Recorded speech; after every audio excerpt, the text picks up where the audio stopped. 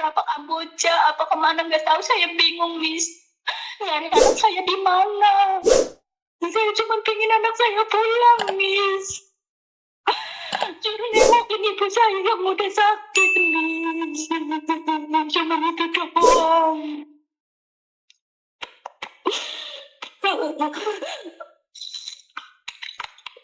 Jadi kamu menduga anakmu sekarang ada di Myanmar, Thailand atau Vietnam seperti itu menurutmu?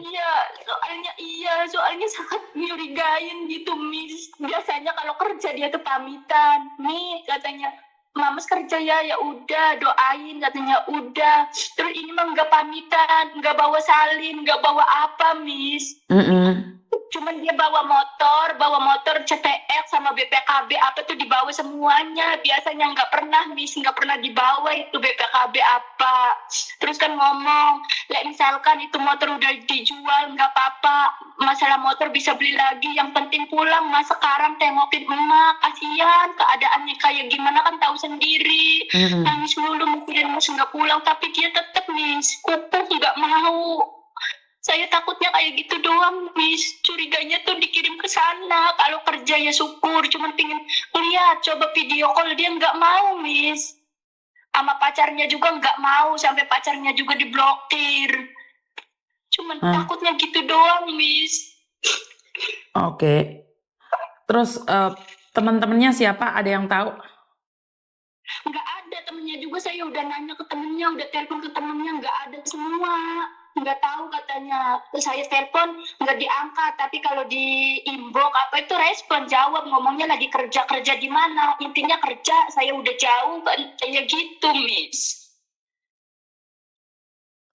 Terus bagaimana bisa mengetahui dia posisinya di mana kalau dia sendiri aja nggak ngomong, sayang? Ya mungkin, Miss, bisa itu lewat apa sih, lewat nomor WA dia bisa dilacak keberadaan dia di mana gitu posisinya. Cuman pengen tahu itu aja, Miss. Tapi itu membahayakan dia, Dok. Tahu nggak? Tapi saya pengen dia pulang, Miss. Ngerti? Tapi punya siapa-siapa, cuma punya anak dia satu-satunya, Miss. Cuma pengen dia pulang. Nggak apa-apa, saya ongkosin, Miss. bukan masalah di uang. Sebentar. Ini bukan masalah di uangnya. Kalau saya bertindak nih, minta tolong sama orang, terus VPN-nya kecek dia ada di mana, membahayakan nyawanya, kamu siap? Saya harus gimana, Miss? Saya nggak kuat, Miss. Dari hari kapan saya nggak bisa makan, Miss, mikirin dia. Cuma pengen tahu keberadaan posisinya dia, Miss. Itu aja, udah. Iya, ngerti. Tapi kalau anakmu ada masalah gimana?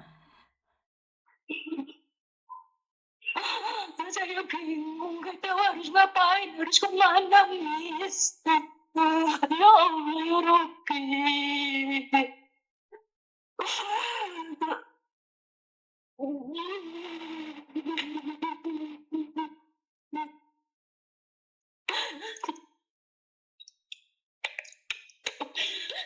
Terus saya harus gimana, Miss? Ya kalau dia sendiri tidak memberikan informasi ada di mana, bagaimana kita bisa mencarinya, sayang? Minimal tahu kalau dia ada di Myanmar, kita ambil tindakannya seperti apa dan bagaimana. Kalau dia sendiri tidak mau mengatakan posisinya ada di mana, bagaimana kita bisa menolong? Nah sekarang yang paling penting adalah dia ada kabar dulu nih. Bener nggak sih? Iya sih. Nah iya, dia masih ada kabar, kecuali dia nggak ada kabar. Jadi kamu jangan marah sama dia, jangan terlalu mendesak dia. Kamu cuma tanyakan dia ada di mana. Kalaupun dia ada di Kamboja nggak apa-apa, bilang aja sama dia, nggak apa-apa kok. Jadi kayak kamu bertanya, tapi menjebak dia. Jangan pakai handfree, boleh nggak, Mbak? Sakit di telinga. Enggak, Miss, saya nggak pakai hamstring, nggak. Jadi tanyakan, seandainya kamu ada di Kamboja sama Myanmar nggak apa-apa kok. Saya nggak apa-apa. Jadi kayak memberikan pertanyaan jebakan pada dia. Dengar nggak?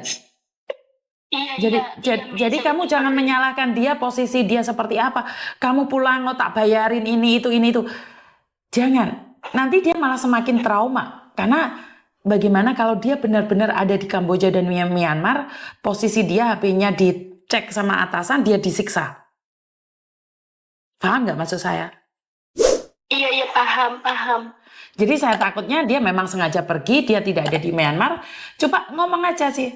Kalau kamu ada di Kalimantan, ngomong aja di Kalimantan, nggak apa-apa.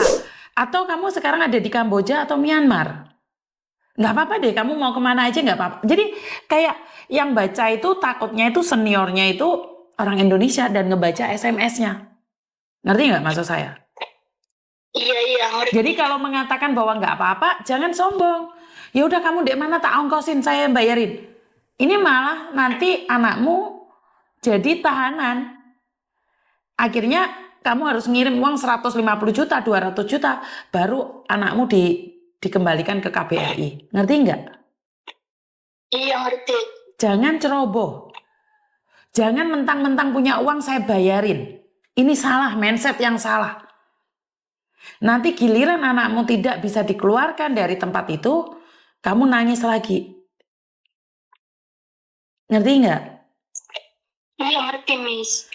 Jadi intinya adalah membuka komunikasi dengan baik. Awalnya, kamu itu ada di Jakarta apa di Kalimantan sih? Kalau kamu memang benar ada di sana nggak apa-apa sih, ibu seneng aja. Atau kamu mungkin ada di Kamboja atau Myanmar. Ya udah nggak apa-apa wes. Paham nggak maksudku? Iya, paham, Miss. Biar dia jujur dulu nih. Bagaimana caranya agar dia jujur dulu. Tapi kalau kamu umbar, ya udah kamu mau berapa aja, kamu pulang tak kasih uang. Itu kesempatan buat penipuan. Karena sekarang ini di Myanmar lagi banyak orang ditahan minta tebusan 1,5 M. Ngerti nggak? Iya, ngerti. Jadi kalau sampai dia minta uang 1,5 M, kamu sendiri yang kehabisan loh. Yang penting anak ini saat ini ada kabarnya dulu. Kamu tenang. Kamu harus tenang dulu. Iya, Miss. Kalau mengatasi sesuatu bukan dengan geruda-gerudu kayak gitu. Nanti jatuhnya yang disiksa itu anakmu. Iya, Miss. Bener nggak sih? Iya, benar. Jadi kamu harus tetap makan. Kalau kamu sakit terus siapa yang mencarikan uang buat dia? Bener nggak sih? Iya. Terus kalau kamu nangis setiap hari, terus kamu sakit, seandainya para penjahat itu minta uang tebusan gimana? Iya kan? Iya, Miss. Terus Iya. ibumu sakit, itu nggak ada hubungannya dengan anakmu. Jadi bagaimana caranya menghibur ibumu juga? Jangan gupuh, jangan bingung. Ya. Iya, Miss. Jadi kamu yang harus menenangkan dirimu dulu. Karena kalau enggak, ini diambil kesempatan sama penipu-penipu di luar sana. Iya, Miss. Karena kita nggak tahu nih apakah benar anakmu ada di Kamboja atau Myanmar. Atau dia tidak suka diikutin oleh ibunya. Karena dia laki-laki. Ngerti nggak? Iya. Mungkin dia seorang anak yang mandiri. Jangan berprasangka buruk, itu pasti ada di sana. Paham ya? Iya, paham. Karena kamu overprotecting. Karena kamu merasa punya anak cuma satu, kemana aja harus laporan sama kamu. Sementara dia kan anak laki-laki. Boleh berpikiran negatif, tapi jangan over. Iya, Miss. Jadi sama nggak salah, karena kamu seorang ibu, saya sendiri pasti bingung.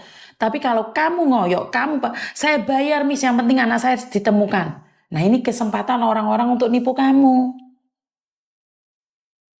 Siapa sih seorang ibu yang nggak sayang sama anaknya? Tapi kita itu akan kehilangan anak saat kita overprotecting. Saat kita over gitu, kita kehilangan. Nah. Paham maksud saya? Iya, paham, Miss. Sudah sedikit tenang sekarang. Iya, Jangan sambil kerja, Mbak. Jangan sambil kerja, karena suaranya sakit di telinga. Duduk dulu. Enggak. Ini lagi berdiri. Jadi jangan over juga. Kenapa tidak berpikiran positif? Mungkin dia ada di Jakarta saat ini. Benar nggak? Iya, benar.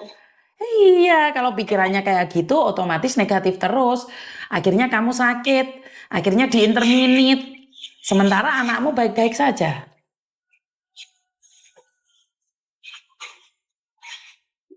Bener nggak sih? Iya benar-benar. Sudah agak tenang sekarang. Iya tenang, tenang, lebih tenang malahan. Lebih tenang. Iya, Apalagi yang ingin ditanyakan sama Miss Yuni. Wong nangis langsung geru-geru. Ngaget-ngageti Miss Yuni ae. Duh, kaget sampean. Nomornya tipe ini ya?